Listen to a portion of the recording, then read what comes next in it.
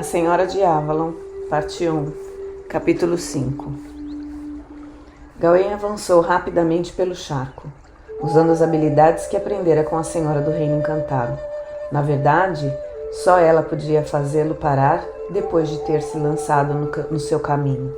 E durante o primeiro dia de viagem, ele ficou com medo de Cailin enviá-la atrás dele. Mas, ou a Senhora se recusou, ou sua mãe adotiva não pensou em pedir ajuda a ela, ou então começava a achar que ela simplesmente não se importava. Via apenas os barulhentos pássaros aquáticos, uma família de lontras e os tímidos cervos vermelhos.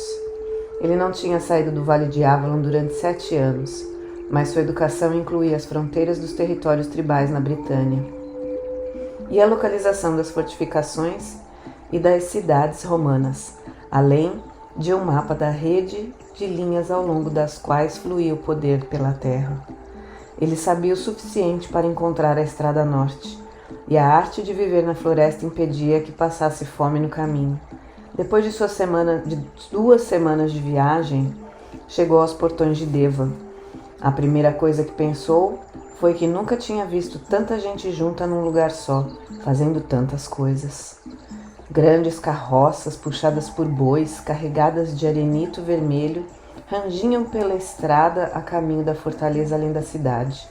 Partes do baluarte de terra com paliçadas tinham sido derrubadas e no lugar se erguia um muro de pedra. Não pareciam ter pressa. Aquela terra era pacífica, mas era óbvio que os romanos queriam que continuasse assim. Ele estremeceu. Os druidas zombavam da preocupação dos romanos com o poder temporal, mas ali havia um espírito também, e a fortaleza de Pedras Vermelhas era o seu santuário. Não podia mais voltar. Gawain cruzou os braços e pôs as mãos nos ombros, tentando lembrar do latim que achava que jamais teria utilidade, e seguiu uma fileira de burros, carregados com sacas de rede cheia de potes de barro, que passavam por baixo do arco da casa da guarda do portão, entrando no mundo de Roma. Você se parece com seu pai, e no entanto é um estrangeiro. Marcélio Severus olhou para Gawain, depois desviou o olhar. O homem fazia isso o tempo todo, desde a sua chegada, pensou o menino, como se não soubesse que devia ficar contente ou triste por afinal ter um neto. Foi assim que eu me senti, pensou Gawain, quando descobri quem eram meus pais. Não espero que você me reconheça, disse ele em voz alta. Eu não conheço algumas artes manuais, posso me arranjar. Marcellus endireitou as costas e pela primeira vez Gawain teve uma ideia do oficial romano que ele tinha sido. O corpo volumoso estava curvado pela idade, e o cabelo se resumia a alguns tufos brancos, mas ele devia ter sido um homem poderoso. A tristeza marcava seu rosto, mas parecia muito lúcido, e Gawain deu graças a isso. Você tem medo de me constranger? Marcellus balançou a cabeça. Estou velho demais para me importar, e todas as suas meia-irmãs estão casadas ou comprometidas, por isso não afetará o futuro delas. No entanto, a adoção seria o caminho mais simples para dar-lhe meu nome, se é isso que quer. Mas primeiro deve me dizer por que depois de todos esses anos você veio me procurar. Gawain sentiu sobre ele o olhar penetrante de águia que certamente tinha feito muitos recrutas tremer, e olhou para suas mãos. A senhora Cailin disse que você tinha perguntado por mim. Ela não mentiu para você. O menino apressou-se em dizer. Quando vocês se encontraram, ela ainda não sabia onde eu estava. E onde você estava? A pergunta foi feita com voz bem baixa, e Gawain sentiu um toque de perigo, mas tudo aquilo era passado.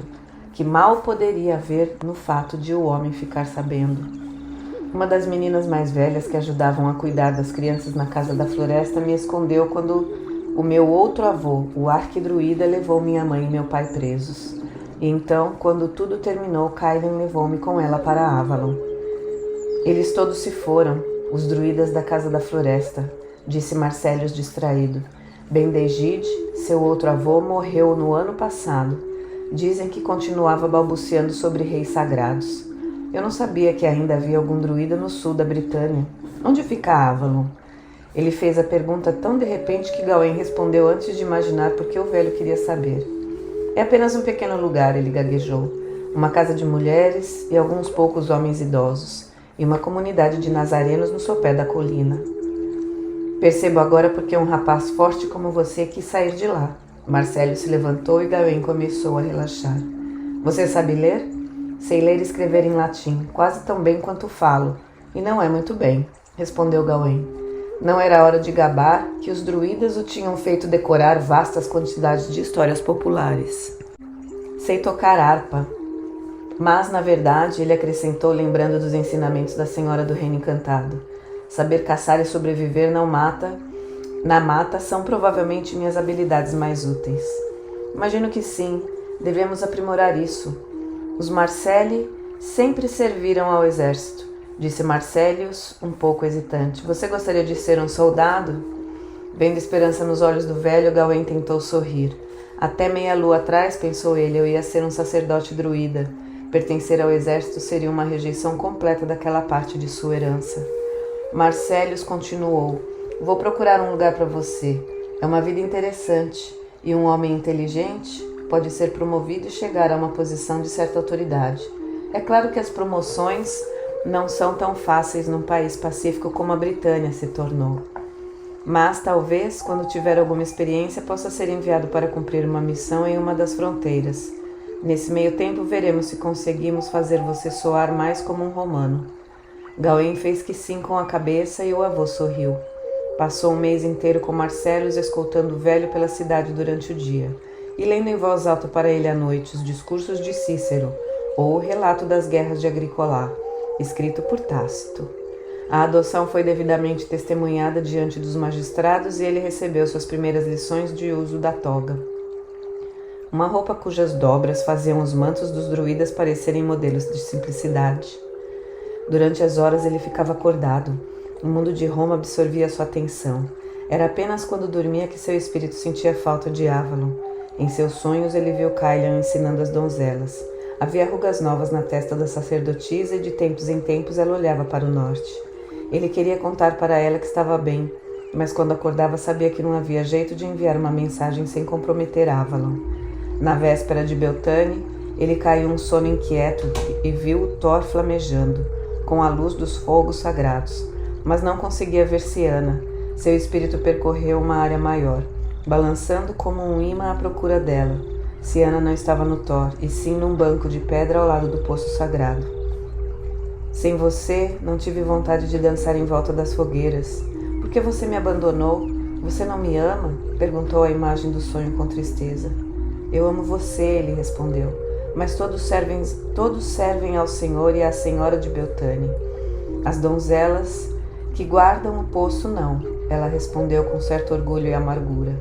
Padre Paulus lidera os nazarenos agora e não permite que se comuniquem com Avalon, mas eles não têm mulheres religiosas entre eles, e nem mesmo ele pode negar a vontade do Padre José em relação a isso.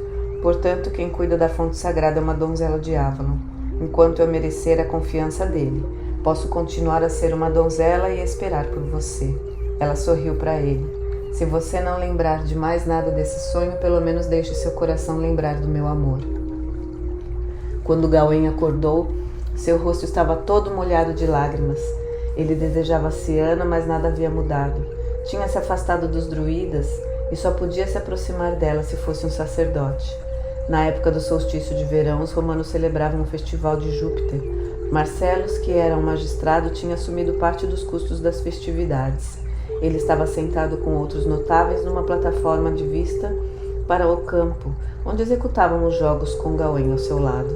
Um dia, disse ele com orgulho, construíram uma arena e os patriarcas da cidade veriam os jogos de um camarote como o imperador em Roma. Gawain balançou a cabeça. Seu latim tinha melhorado rapidamente e já era gramaticalmente correto, embora falasse com o sotaque da Britânia. Mas ainda precisava pensar antes de dizer qualquer coisa, e mesmo estudando muito Tácito e Cícero, não conseguia participar das conversas informais dos outros rapazes que acompanhavam os pais naquele dia. A maioria era bem jovem.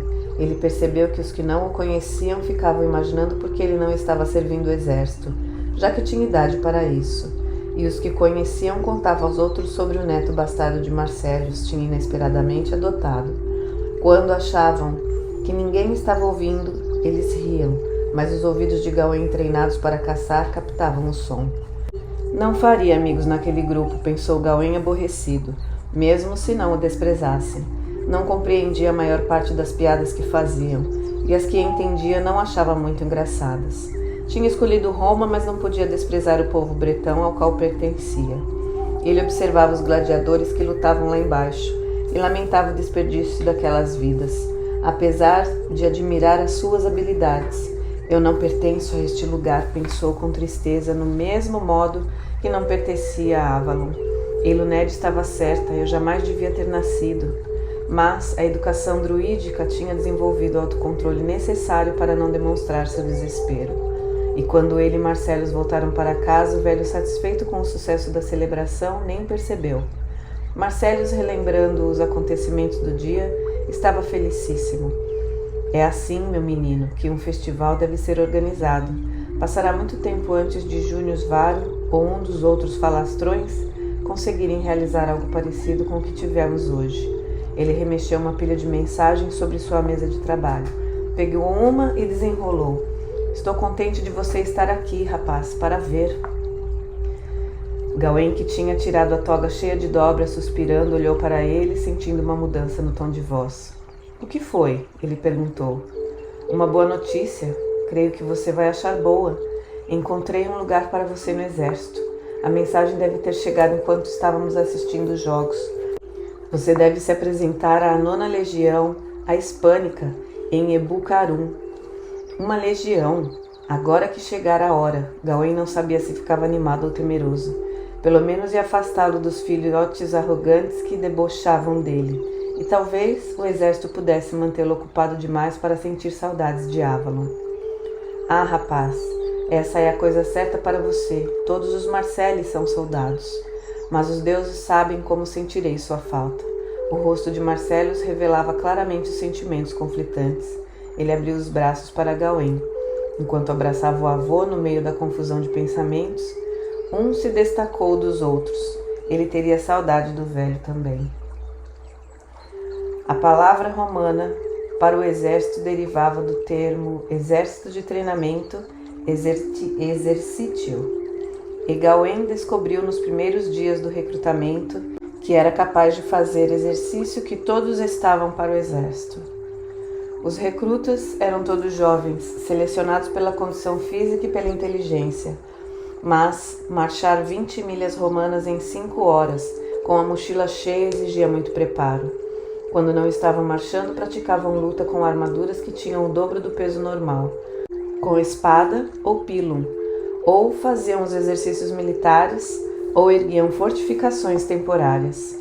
Gawain tinha uma vaga noção de que o campo em volta de Eburacum era mais acidentado do que as colinas da própria cidade.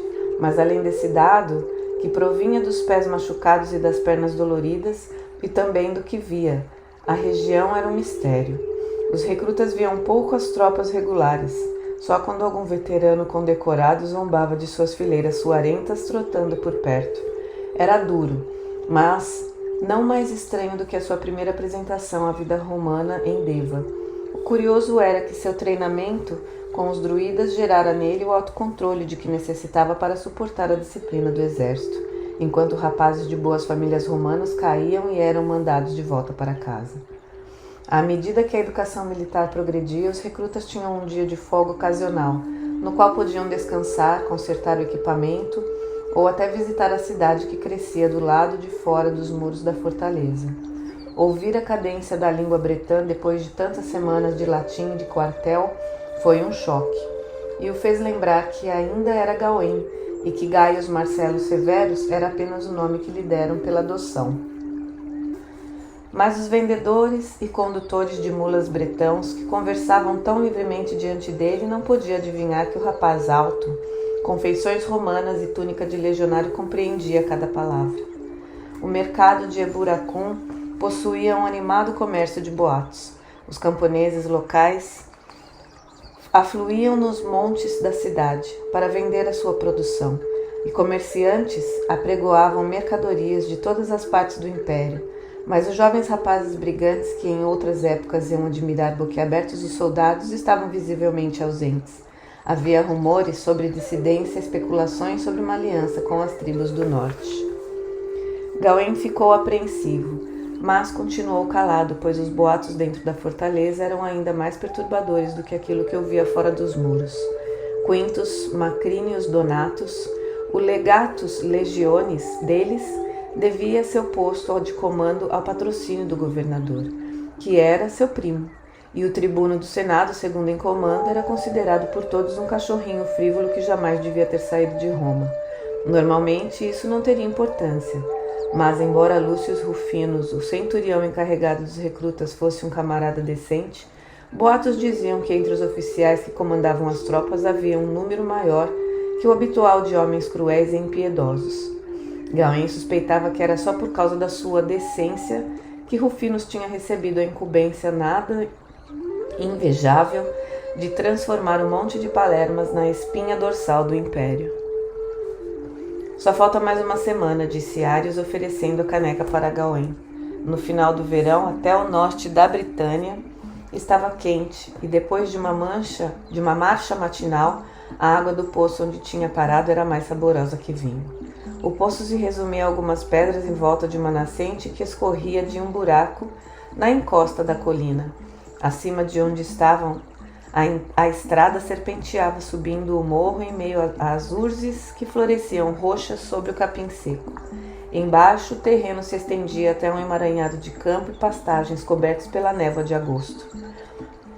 Ficarei contente de fazer meu juramento afinal, disse Ários. O uniforme oficial parecerá uma túnica de verão depois disso, e estou cansado de ficar ouvindo os militares assoviando quando passamos por eles. Gawain secou a boca e devolveu a caneca para o outro rapaz. Ários era um longínquo magro, ágil e irremediavelmente sociável.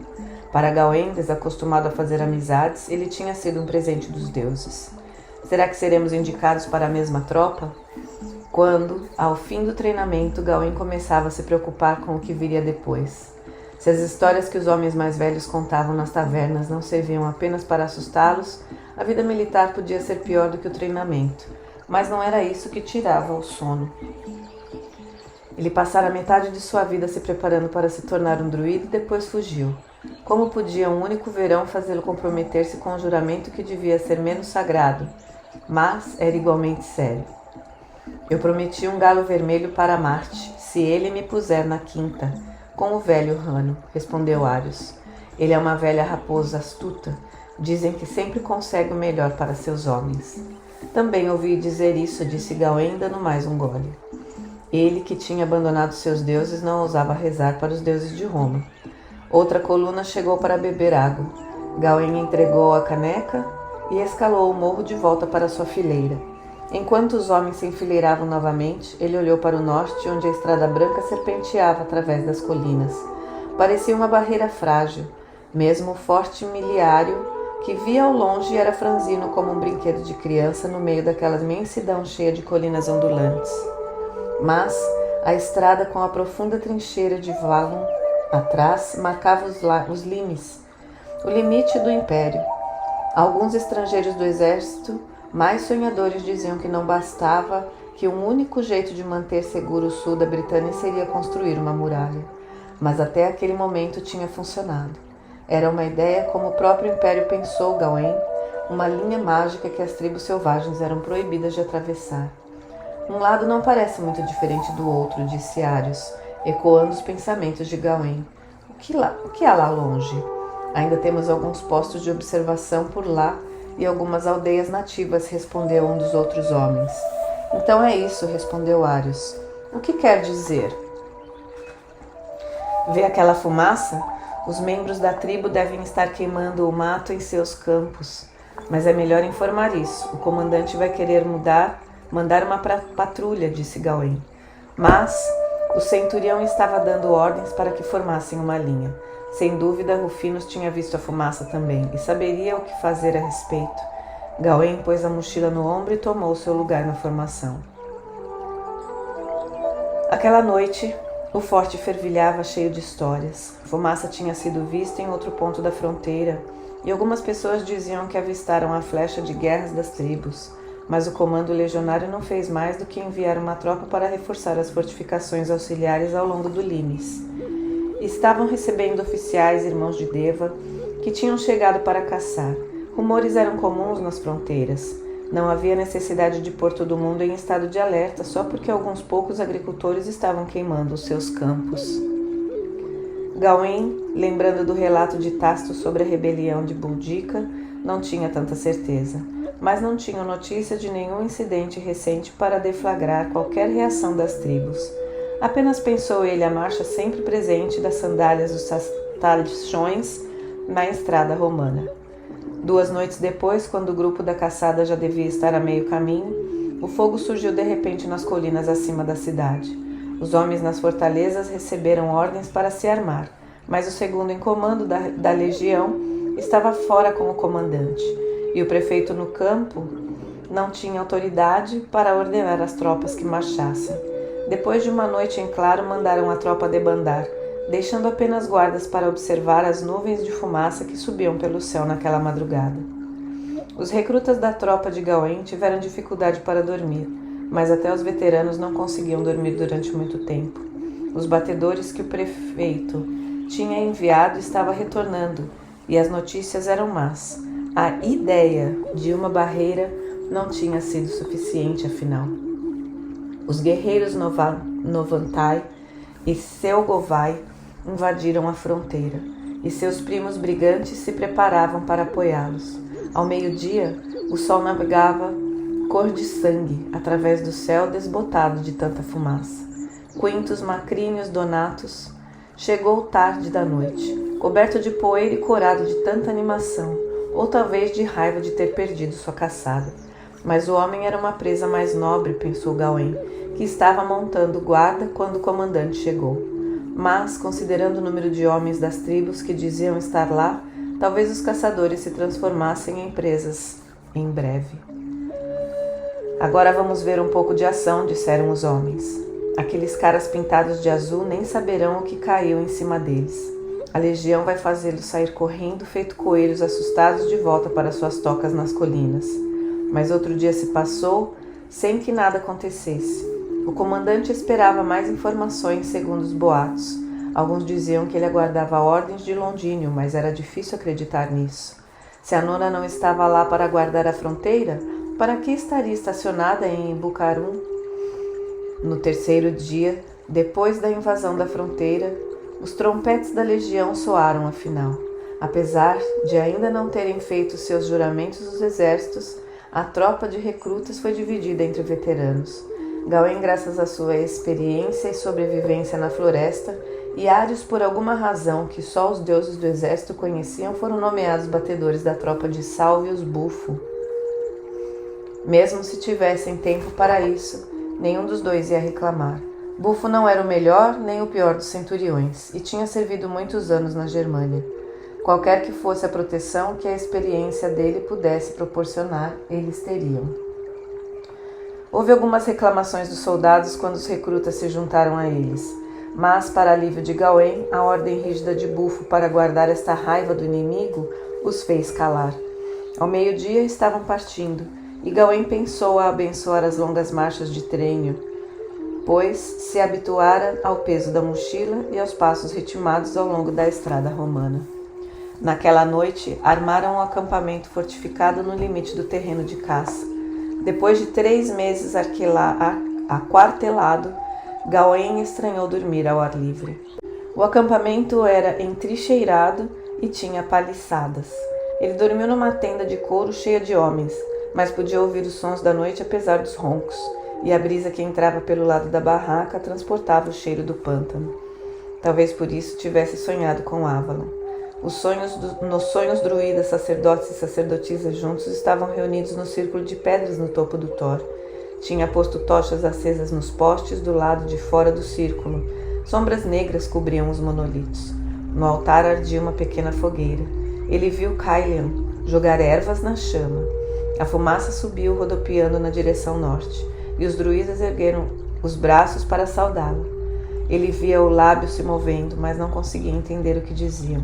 A fumaça do fogo foi ficando mais densa com o brilho, esse brilho vermelho às luzes das tochas, e ele ficou mais espantado ao ver que ela formava uma figura de mulher, armada com uma espada e uma lança.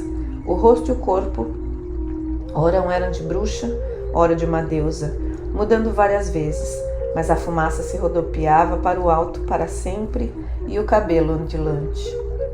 A figura cresceu rapidamente. Os sacerdotes levantaram as mãos para um grito final, e uma lufada de vento levou a fumaça para fora do círculo e para longe, rumo ao norte, seguida por inúmeras sombras aladas quando as tochas tremeluziam e se apagavam. No último instante, ainda com luz, Gawain viu o rosto de Caillan. Os braços dela estavam estendidos para a frente e ele achou que ela pronunciava o nome dele. Gawain acordou tremendo. Uma luz pálida entrava pelas bordas da porta de couro. Ele levantou, abriu caminho por cima das pernas dos seus companheiros e saiu da barraca. Havia um nevoeiro espesso nos pântanos, mas a luz cada vez mais intensa enchia o céu. Tudo estava muito quieto. Um sentinela virou-se para ele, ergueu as sobrancelhas como se perguntasse o que fazia ali, e Gawain apontou para a trincheira que servia de mictório. A grama molhada encharcou seus pés descalços na travessia da área cercada. Quando voltou, um crocitar agudo perturbou o silêncio. Logo depois, o nevoeiro escureceu com asas negras, corvos, um número muito maior do que Gawain jamais vira. Voaram do sul e rodearam a colina. Os pássaros negros voaram 3 vezes por cima do acampamento romano. Depois partiram para o oeste, mas este ainda ouvia seus gritos mesmo depois de terem desaparecido. O sentinela fez sinal contra o mal, e Gawain não sentiu mais necessidade de explicar por que tremia. Ele sabia o nome da deusa dos corvos, para quem os sacerdotes de Avalon rezavam, e não precisava de nenhum treinamento de druida para interpretar o presságio. Iam enfrentar os guerreiros das tribos em batalha naquele dia. O estalido de um galho partido atrás dele fez Gawain dar meia volta, com o coração disparado. Ários olhou para o amigo com o rosto muito vermelho e pediu desculpa com um gesto. Gawain fez que sim com a cabeça e, continuando em silêncio, tentou mais uma vez demonstrar como deviam fazer para passar através do emaranhado de zimbros e samambaias, sem fazer barulho. Até aquele momento, ele não tinha se dado conta de quanto tinha aprendido com a rainha do reino encantado. A razão lhe dizia que alguns minutos de instrução seriam de pouca valia para um rapaz criado na cidade como seu amigo. Mas se os brigantes estavam por lá em grande número, os batedores romanos poderiam ouvi-los antes de serem ouvidos. Mesmo assim, ele sempre se assustava quando Ários fazia algum barulho.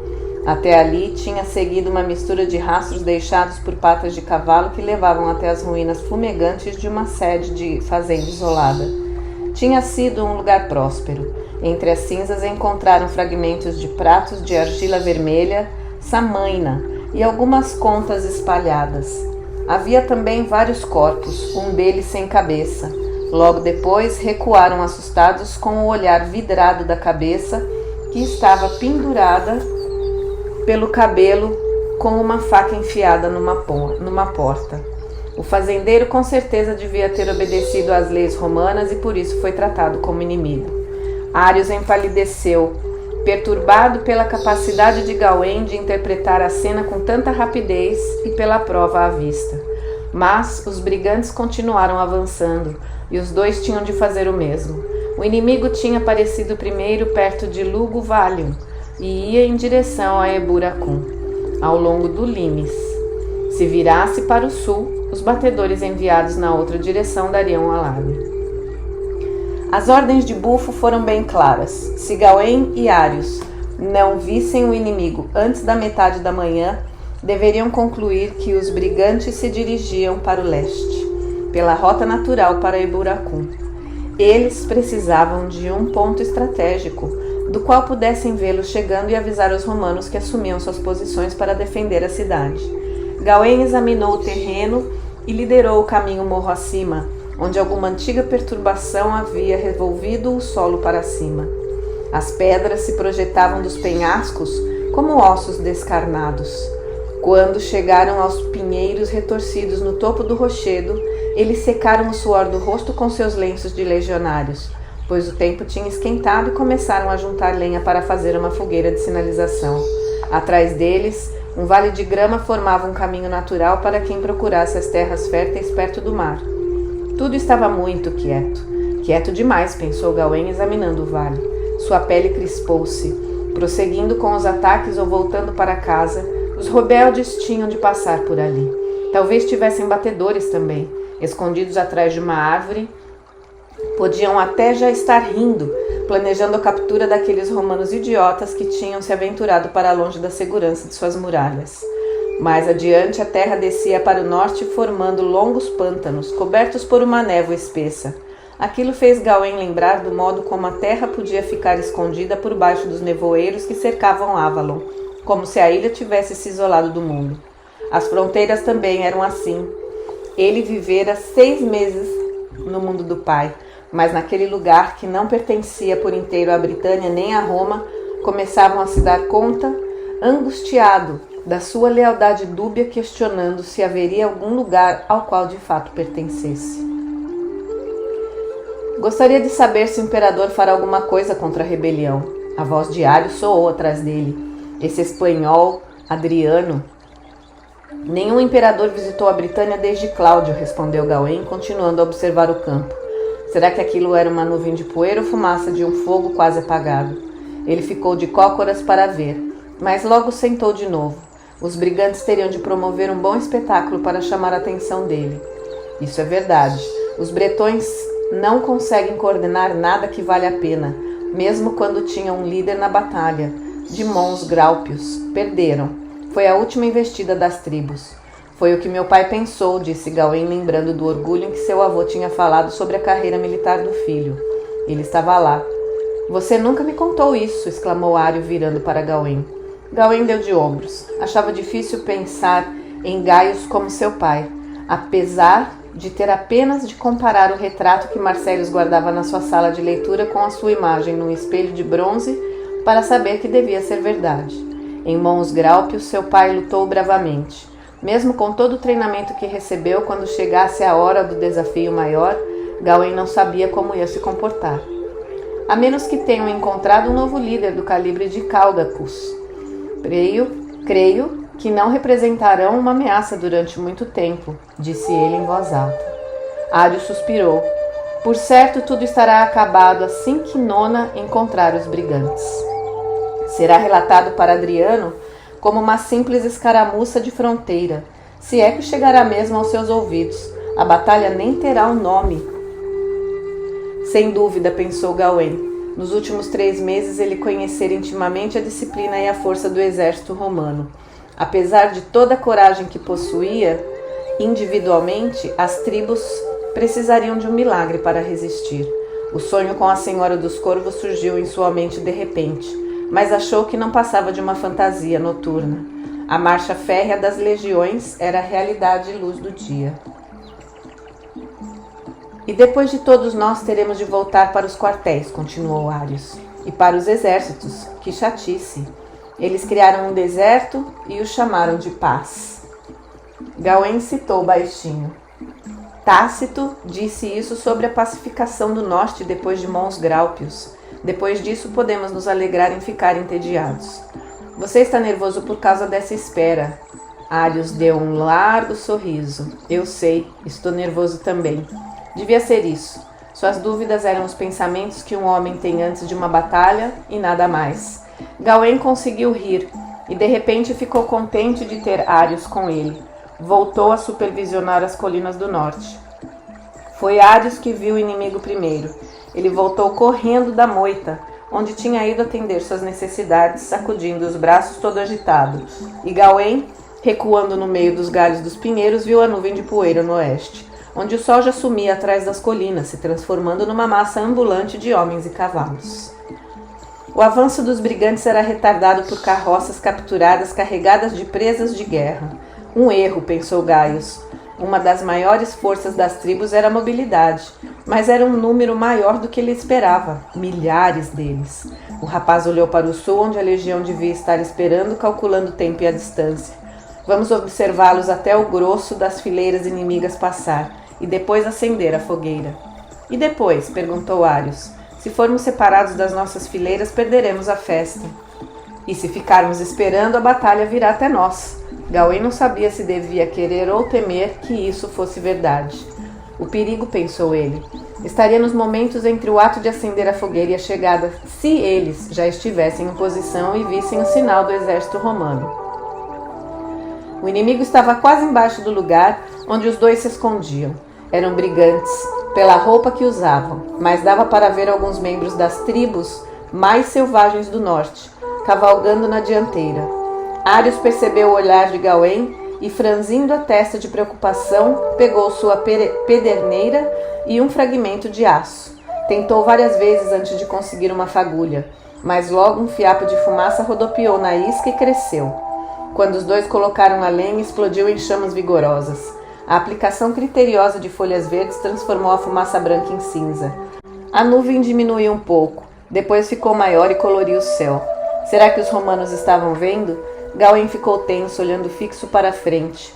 Uma luz brilhou de repente do outro lado da vertente da colina mais distante. Ele reconheceu o faiscar prateado das pontas das lanças e um clarão dourado, a águia. Sem dizer nada, apontou para o estandarte da legião e Ários fez que sim com a cabeça. Uma sombra cresceu sob a bandeira, ficou mais espessa, alastrou-se pela encosta, inexoravelmente como as marés. Trompetes soaram suaves à distância e a massa de se avançava, dividiu-se em 3 colunas. A do centro diminuiu a marcha enquanto os 2 flancos se adiantavam ao longo do terreno mais alto dos 2 lados. Os brigantes também viram. Por um momento eles vacilaram. Depois soaram mugidos dissonantes de suas cornetas. Uma onda de movimento passou pela multidão de homens quando todos enfiaram os braços nos escudos que levaram às costas e apontaram suas lanças para a frente. Gawain e Ários, descendo pelo lado oposto do rochedo, pararam quando a gritaria se intensificou e afastaram a proteção dos zimbros para ver. A formação romana avançava com a regularidade implacável de uma das suas máquinas de guerra. Blocos de homens caminhando em linha reta com passo constante. Os flancos se afastando em curva para proteger o centro. A investida celta pulsava com a energia selvagem de um fogaréu, rugindo na direção do inimigo. Os bretões perceberam o plano dos romanos, mas ninguém, nem mesmo os líderes, podiam ter certeza de que os guerreiros celtas iam fazer. E de repente, no momento em que parecia que toda a força brigante ia ser cercada e esmagada pela formação romana, vários bandos das tribos mais selvagens que cavalgavam com eles se separaram. "Eles estão fugindo!" exclamou Ários, mas Gawain não disse nada. Não parecia estar em pânico, e sim furiosos, e logo ficou claro que estavam dando uma volta para atacar o flanco das forças romanas, e não fugindo. De repente, o terreno mais elevado, que permitira aos romanos passar da metade da colônia inimiga, tinha se transformado em desvantagem, pois os cavalos celtas estavam num ponto ainda mais alto. Berrando, atiçaram suas montarias, que jamais pisavam de falso em desabalada corrida morro baixo. Naquele terreno, nenhuma infantaria poderia enfrentá-los. Os legionários se espalharam e foram pisoteados pelos cavalos, ou uns pelos outros, enquanto tentavam sair do caminho. A confusão se alastrou pelas fileiras. Lá de cima dava para ver o desenho organizado se desfazendo, os flancos voltando para o centro na hora em que a dianteira encontrava o grupo principal dos guerreiros brigantes, que estava a pé. Os 2 batedores viram a massa agitada de homens com fascínio horrorizado. Gawain lembrou-se de uma vez, ao derrubar um esquilo com uma pedrada, o animal caíra numa colmeia de abelhas. Em segundos o pobrezinho desapareceu sob hordas de atacantes. Não acreditava que via a mesma coisa naquele momento. Ele se encolhia a cada golpe. O que era mais horrível, ele pensou, estar no meio da batalha ou ali, onde morria 1000 vezes em solidariedade. Mas os romanos, melhor armados contra as picadas dos inimigos, não estavam completamente dominados. Muitos morreram onde estavam, mas os que podiam fugir correndo. O comandante de sua tropa tinha assumido posição numa pequena elevação. As capas coloridas começaram a se mover quando a primeira leva de soldados, em retirada, atingiu o ponto em que estavam. Será que Donatus ia conseguir reorganizá-los? Gawain nunca soube se o comandante tentou fazer isso. Ele viu as capas vermelhas se retirando, viu quando foram tragadas pelo bando, e depois o brilho das espadas ensanguentadas quando os celtas os alcançaram. A águia legionária balançou sobre a briga durante alguns minutos desesperados. Depois caiu. Por Júpiter, sussurrou Ários, com o rosto completamente lívido. Mas Gawain, vendo o bando de corvos voando em círculo sobre a batalha, sabia que a divindade que governava ali não era nenhum deus de Roma, e sim a grande rainha, a senhora dos corvos, Catubodva. Venha, ele disse em voz baixa. Não podemos ajudá-los agora. Ários foi cambaleando pelo caminho que tomaram, ao lado oposto da colina. Mas Gawain, que também não andava com muita firmeza, não tinha tempo para se preocupar com os outros. Seus sentidos estavam desgastados até o limite, na procura do perigo, e quando ouviu acima do tumulto do campo de batalha o clagor de metal contra a pedra, jogou o outro em cima das samambaias ao lado de um pequeno riacho, sibilando para que ficasse quieto.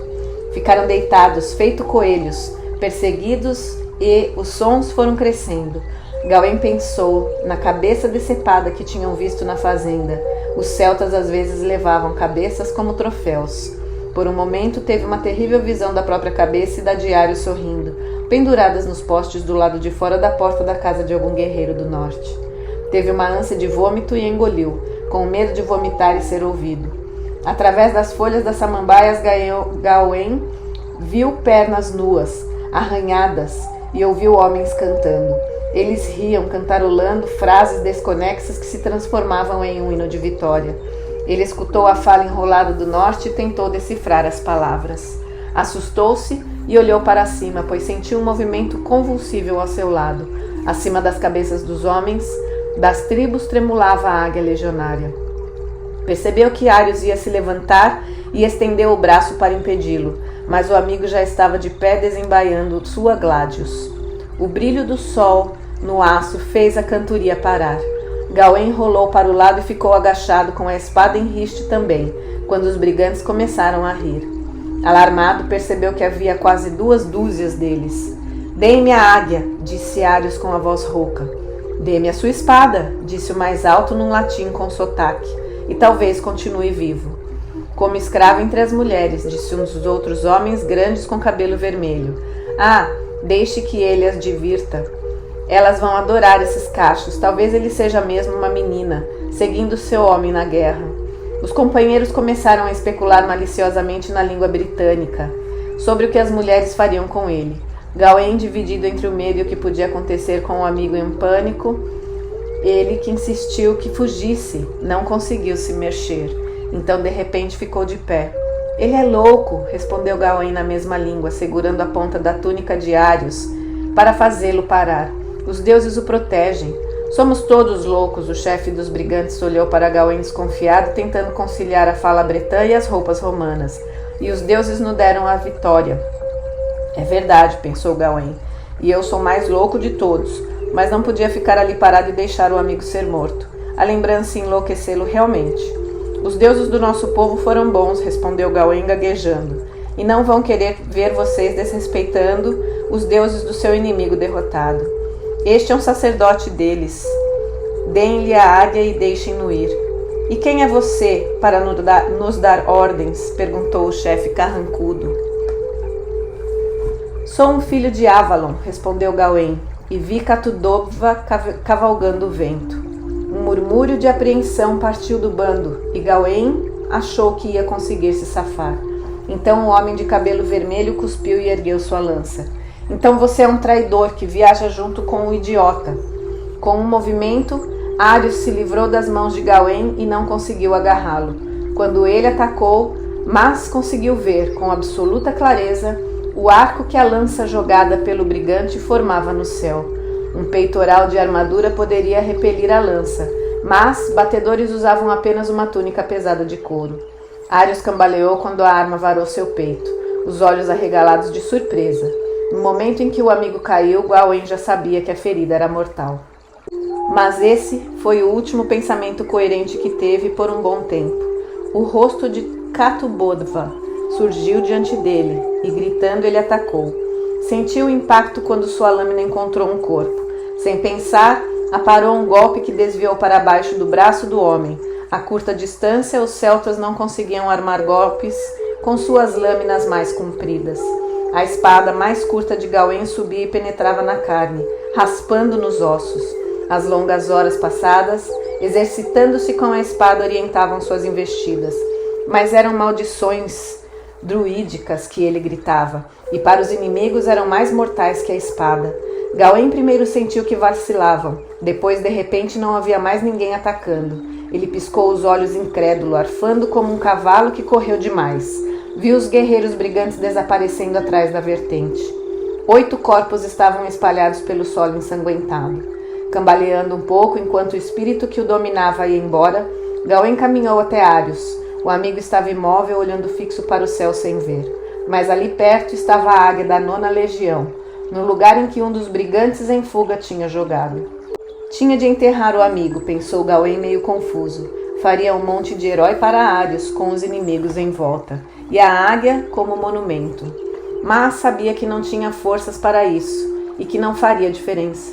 Ários continuaria morto como todos os outros. Mesmo a águia não representava mais nada para ele, a não ser uma razão para os homens se matarem uns aos outros. Meu lugar não é aqui, ele pensou tonto. A espada caiu de sua mão. Desamarrou as tiras da túnica de couro com dedos desajeitados. Sentiu-se melhor sem a roupa pesada, mas ainda cheirava a sangue. No silêncio, o gorgulhar da água do pequeno córrego o chamava. Ele cambaleou de volta por entre as samambaias e mergulhou o rosto na água fria, onde o riacho formava um poço profundo. Lavou o sangue dos braços e das pernas e bebeu um pouco. Espantou-se ao ver que a maior parte do sangue não era seu. A água o fez sentir-se melhor, mas a mancha de sangue do seu povo permanecia em sua alma. Eu não fiz o juramento para o imperador, pensou. Não tenho de ficar no exército e ser um carniceiro. Será que o prenderiam se voltasse para Eburacum? Não sabia, mas certamente a desgraça mataria seu avô. Seria melhor se o velho pensasse que ele estava morto, do que acreditar que o horror da batalha tinha feito Gawain fugir. O que mais temia era ser um matador, ele pensou, olhando para os homens caídos no chão e não ser morto. Finalmente ele se levantou entre os corpos das asas douradas da águia cintilavam funestas, à luz do sol poente. Você, pelo menos, não destruirá mais homens, resmungou erguendo a bandeira e levantando-a para o riacho. As águas do poço cobriram o brilho do estandarte do mesmo modo que a água escondera muitos outros tesouros faiscantes oferecidos aos deuses pelo povo de sua mãe. Do outro lado da vertente, podia haver homens lutando e morrendo, mas naquele lugar tudo era silêncio. Gawain tentou pensar no que fazer. Não podia voltar para as legiões, mas suas feições romanas seriam sua condenação entre as tribos. Havia apenas um lugar, só um, onde não se importavam se ele era romano ou bretão.